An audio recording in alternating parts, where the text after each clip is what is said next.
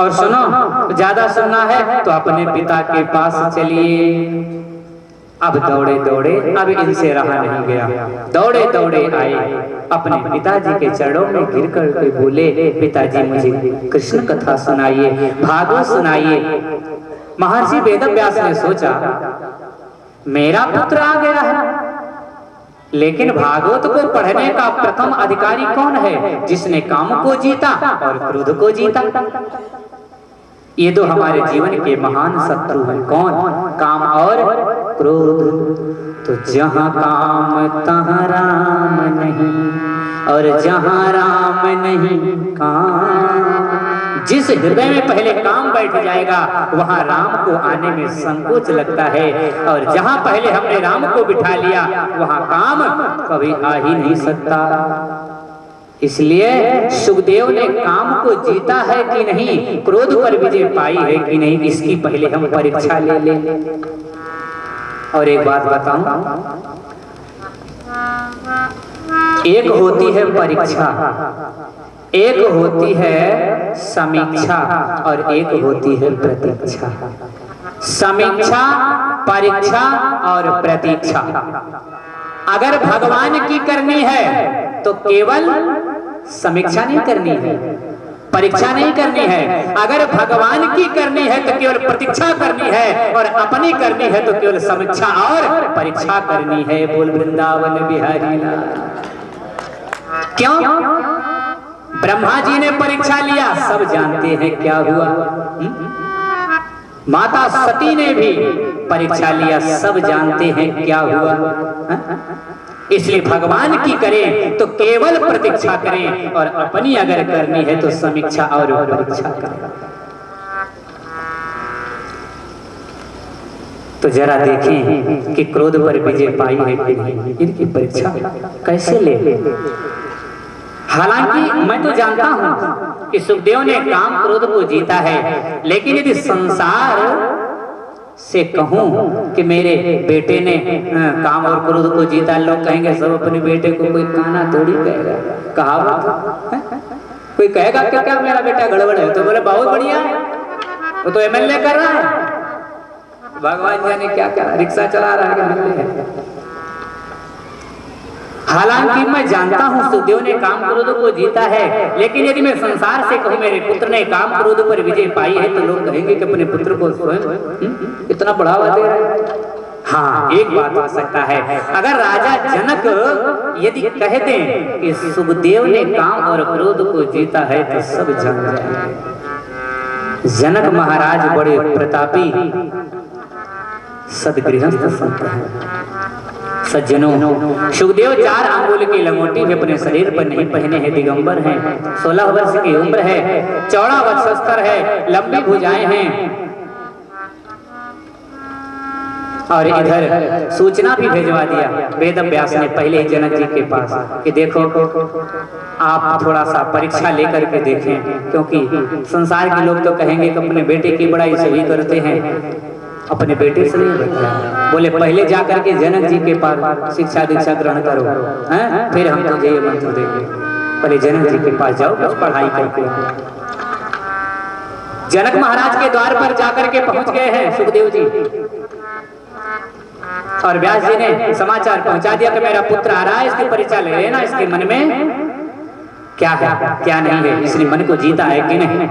जैसे ही सुखदेव जी जनक के द्वार पर पहुंचे और द्वारपाल से बोले कि श्री जनक महाराज से जाकर के बोल दें कि व्यास नंदन उनसे वेदांत पढ़ना चाहते हैं। सैनिकों ने जाकर के कहा, सेवकों ने जाकर के कहा जनक महाराज से। जनक महाराज जी ने कहा अच्छा ठीक है। भीतर से कह दिया ठीक है आते हैं। 5 दिन तक समय नहीं है। द्वार पर खड़े रहे, बाहर ही खड़ा रहा ऐसे। और आज का व्यक्ति है ना, थोड़ा सा अगर अलार्म लगाओ ना, थोड़ा सा घंटी बजाओ बाहर, और 2 मिनट केवल के 1 मिनट अगर लेट कर दिए ना तो हे भगवान, तो न जाने कैसे कैसे सुंदर सुंदर बातें सजा के बोलते हैं। लेकिन 5 दिन तक उसी धूप में खड़े रहे सुखदेव जी, लेकिन थोड़ा सा भी सिकुड़न चेहरे पर नहीं हुआ। 5 दिन तक द्वार पर खड़े रहे, परीक्षा हो रही है, जरा भी क्रोध नहीं आया। विषम परिस्थितियों को भी मुस्कुरा कर निकाल देवे, वही तो संत है। जनक महाराज ने अपने सैनिकों से कहा, जाओ सुखदेव के चेहरे पर जरा भी क्रोध की अगर मुद्रा दिखाई देना तो उनको वापस कर देना वहां से। केवल 10 मिनट का समय और रह गया। सैनिकों ने जाकर के देखा और देखा तो दंग रह गए, अरे ये कैसे संत हैं? जरा सा दौड़े दौड़े आकर के बताए, महाराज तो जैसे पहले दिन थे वैसे आज भी 5 दिन हो गया। ऐसा संत हमने कभी नहीं देखा। 5 दिन पहले जो मुंह की आकृति थी वही आज है। जनक महाराज रोने लगे, मैंने संत का अपराध किया है, भारी अपराध किया है, लेकिन मैं क्या कर सकता हूँ। द्वार पर गए, बोले आइए महाराज पधारिए। सुखदेव जी ने कहा, मैं व्यास जी का पुत्र हूँ, सुखदेव हूँ, आपसे वेदांत पढ़ना चाहता हूँ। जनक महाराज ने कहा पधारिए, पढ़ाएंगे। और लोगों को इशारा किया कि इन्होंने क्रोध को जीत लिया है। 5 दिन धूप में खड़े रहे, लेकिन जरा भी क्रोध नहीं आया। अंतःपुर के द्वार पर सुखदेव को बिठा दिया और जनक फिर चले गए। फिर इशारा किया, सुंदर युवतियां महल से आई हैं। सबने सुखदेव को घेर लिया, कोई उन्हें चवन डुला रहा है, कोई तांबूल समर्पित कर रहा है, परंतु आदरणीय सुखदेव के चेहरे पर जरा भी विकार नहीं आया, कोई विकृति नहीं आई चेहरे पर। जनक महाराज आकर के साष्टांग उनके चरणों में लेट गए और बोले, महाराज मुझे क्षमा करना, बहुत बड़ा अपराध हुआ है हमसे। कारण है कि आपके पिता का आदेश था, इसलिए ऐसा अपराध मैंने कर दिया। मैं आपको क्या वेदांत पढ़ाऊं, आप तो स्वयं वेदांत स्वरूप हैं, आप तो वेदांत के सशक्त हस्ताक्षर हैं। जन जन में प्रचार कर दिया, काम और क्रोध दोनों को जीता है आचार्य सुखदेव ने। ब्रह्मा की सृष्टि में केवल एक ही ऐसा पुरुष है, आचार्य सुखदेव, जिन्होंने काम को जीता है और क्रोध पर विजय पाई है। सुखदेव जी को जीवन में कभी क्रोध आया ही नहीं। नैष्ठिक बाल ब्रह्मचारी हैं। व्यास जी ने सुखदेव जी को गले से लगाया है और बोले, आज से मुझे अधिकारी शिष्य मिल गया। और जैसे शिष्य की इच्छा होती है कि मुझे श्रेष्ठ गुरु मिले, वैसे गुरु भी चाहता है कि मुझे अधिकारी शिष्य मिले। वाल्मीकि रामायण में वर्णन आता है कि अगस्त मुनि के शिष्य थे सुतीक्ष्ण जी। सुतीक्ष्ण जी को अगस्त ने जब विद्या अध्ययन कराया तो सुतीक्ष्ण जी ने कहा, गुरुदेव गुरु दक्षिणा में क्या दूं? अगस्त मुनि ने कहा, सुतीक्ष्ण को अंक में भर करके, बेटा यदि मुझे गुरु दक्षिणा देना चाहते हो तो मुझे राम के दर्शन करा दो। बोलो जय श्री राधे। केवल राम के दर्शन करा दो और गुरु दक्षिणा में हमको कुछ नहीं चाहिए, क्योंकि तुम्हारे जैसा तपस्वी तेजस्वी शिष्य मिलना भी भाग्य की बात है। और इसलिए सुतीक्ष्ण जी के आश्रम पर मेरे रघुवर आए तो सुतीक्ष्ण जी ने उन्हें अगस्त मुनि के आश्रम पर ले जाकर के गुरुदेव को प्रभु श्री राम के दर्शन कराए हैं। ऐसे ही महर्षि वेदव्यास को परम हर्ष हुआ, मुझे मेरे ही जैसा यशस्वी परम शिष्य मिल गया। पुराणों की विद्या दिगंबर नहीं कह सकता, इसलिए व्यास जी ने उन्हें कौपीन पहनाई। सुखदेव जी दिगंबर जरूर हैं, लेकिन ऐसे दिगंबर हैं कौपीन पहनते हैं। उनको श्रीमद् भागवत का अध्ययन कराया। भागवत को पढ़ करके सुखदेव गदगद हो गए। राजर्षि परीक्षित को जब 7 दिवस में मृत्यु का श्राप मिला और कोई भी निर्णय नहीं कर पाया कि केवल 7 दिन में परीक्षित को मोक्ष कैसे मिले, तभी आदरणीय सुखदेव परीक्षित की सभा में आए और ऐसी भागवत सुनाई। सज्जनों, परीक्षित 7वें दिन परीक्षित के लिए विमान आ गया और परीक्षित वैकुंठ को चले गए। बोल वृंदावन बिहारी लाल की, राजा रामचंद्र भगवान की। सौनकादि ऋषियों ने पूछा, परीक्षित कौन है, किसके पुत्र हैं परीक्षित? 7 दिन में मरने का श्राप है, क्यों मिला? श्री सूत जी ने कहा, परीक्षित के जन्म का प्रसंग सुनाना मैं कोई आवश्यक तो नहीं समझता, लेकिन सुनाऊंगा। बोले क्यों? क्योंकि परीक्षित के जन्म कथा से ही श्री कृष्ण कथा का उदय होता है। जिस मानव की कथा परमात्मा से संबंध जोड़े या जिस मनुष्य की कथा से परमात्मा की कथा जुड़ जाए, उस मनुष्य की कथा परमात्मा कि कथा से कम नहीं होती, इसलिए मैं तुम्हें सुनाऊंगा, लेकिन आज नहीं कल। बोले राजा रामचंद्र भगवान की जय, श्री अयोध्या धाम की जय, श्री सद्गुरुदेव भगवान की जय।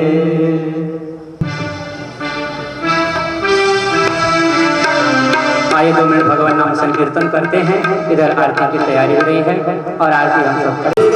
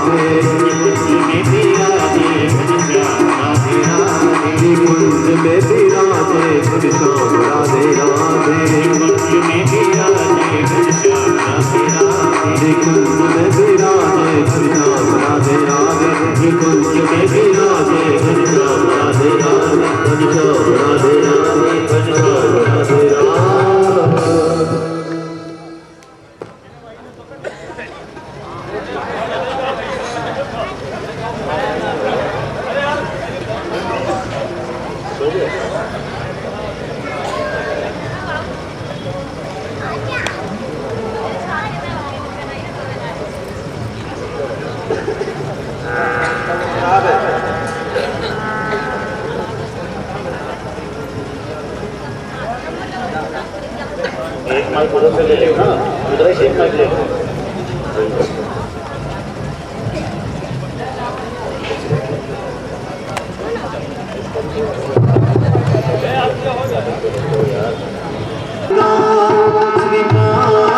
बिहारी तेरी आरती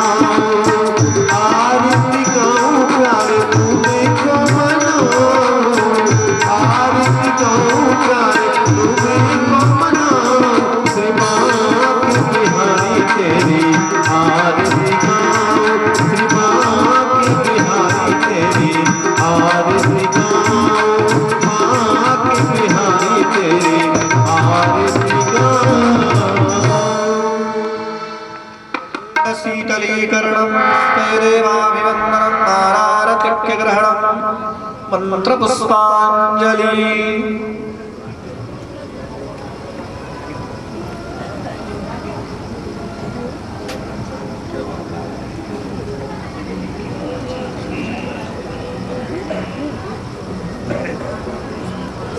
हरि ओम जलनी राजन्नामाया जानता देवास्तानि धर्माणि प्रथमान्या संज्ञा केहनाकं महिमानः सचन्त पूर्वे साध्या सन्ति देवा। हरि ओम राजाधिराजाय प्रशयसाहिने नमो वयं वै श्रवणाय कुर्महे।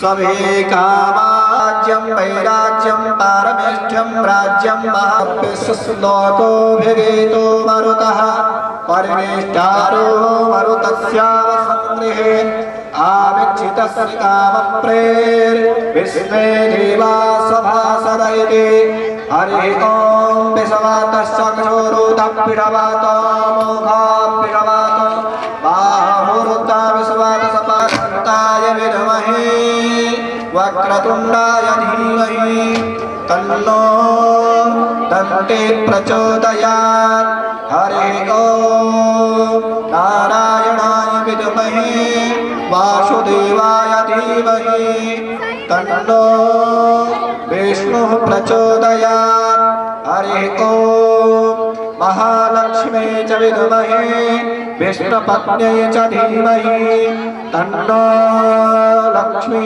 प्रचोदयात् हरिः ॐ नन्दनन्दनाय विद्महे राधावल्लभाय धीमहि तन्नो कृष्णः प्रचोदयात् हरिः ॐ वृषभानुजायै च विद्महे कृष्णप्रियायै च धीमहि तन्नो राधा प्रचोदयात् सेवन्तिका वकुलचम्पकपाटलाब्जे पुण्यागजातकरबिल्वरसारपुष्पे बिल्वप्रवालतुलसीदलमञ्जरेभिस्तां पूजयामि जगदीश्वर मे प्रसीद नानासुगन्धपुष्पाणि यथा कालोद्भवानि च पुष्पाञ्जलिर्मया दत्तगृहाण परमेश्वर मंत्रपुष्पाञ्जलिं समर्पयामि अनन्तकोटिनमस्कारान् समर्पयामि पुराणपुरुषोत्तमाय नमः श्रीमद्भागवत महापुराणाय नमः।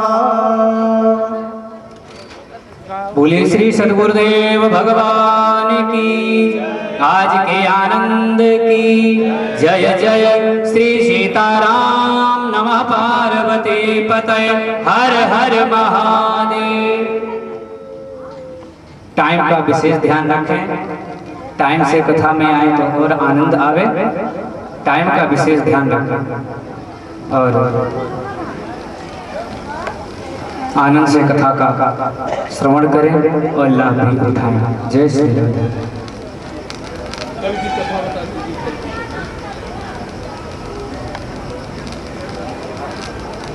कल की कथा ध्रुव चरित्र विशेष ध्यान रखेंगे, विशेष रूप से ध्रुव चरित्र। कथाएं तो बहुत हैं, विशेष रूप से आप ध्यान रखेंगे। बोले जय श्री राधे।